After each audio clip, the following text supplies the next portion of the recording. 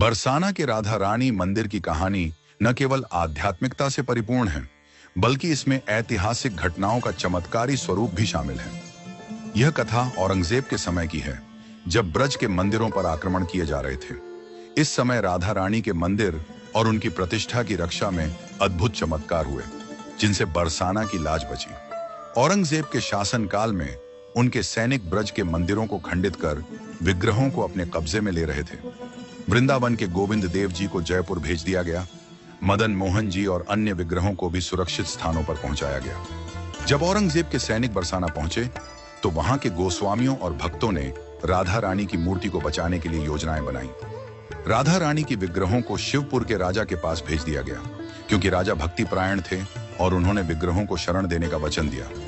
इस दौरान ठाकुर जी अकेले दर्शन देने लगे, जिससे भक्तों ने महसूस किया कि उनकी शोभा घट गई है। गोस्वामियों ने विशाखा सखी की मूर्ति को ठाकुर जी के पास विराजमान कर दिया, ताकि मंदिर में शोभा बनी रहे। औरंगजेब के सैनिक जब बरसाना के राधा रानी मंदिर की सीढ़ियों पर चढ़ने लगे, तो एक चमत्कार हुआ। सैनिकों की आंखों की रोशनी अचानक चली गई। वे एक दूसरे से कहने लगे कि उन्हें कुछ दिखाई नहीं दे रहा है। इस अद्भुत घटना से घबराकर वे वापस लौट गए। यह चमत्कार राधा रानी की कृपा का प्रतीक बना और बरसाना की लाज बच गई। राधा रानी की मूर्ति शिवपुर पहुंचने के बाद वहां चमत्कार होने लगे। राजा की प्रजा उनकी जय जयकार करने लगी। लेकिन कुछ समय बाद गोस्वामियों ने राजा से मूर्ति को वापस करने का अनुरोध किया।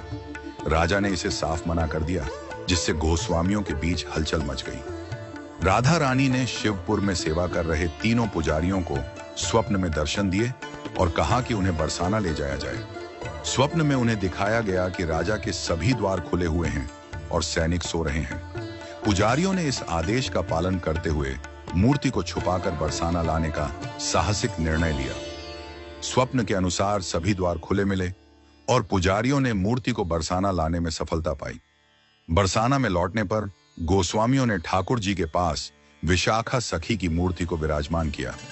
चूंकि विशाखा सखी की स्थापना से बरसाना की विजय हुई थी, इसलिए उन्हें विजय लाडली जी नाम दिया गया। यह नाम उनकी महिमा और बरसाना की रक्षा का प्रतीक बन गया। बरसाना के इस ऐतिहासिक और आध्यात्मिक प्रसंग से यह सिद्ध होता है कि ईश्वर की कृपा से हर समस्या का समाधान संभव है। विजय लाडली जी के रूप में विशाखा सखी आज भी ठाकुर जी के साथ विराजमान है और भक्तों को दर्शन देती हैं। यह कथा न केवल राधा रानी के चमत्कारों की महिमा का बखान करती है, बल्कि भक्ति, आस्था और समर्पण की शक्ति को भी दर्शाती है, बल्कि हर भक्त के लिए प्रेरणा का स्रोत भी है। यह दिखाती है कि जब भक्ति और समर्पण सच्चे होते हैं, तो ईश्वर की कृपा से असंभव भी संभव हो सकता है।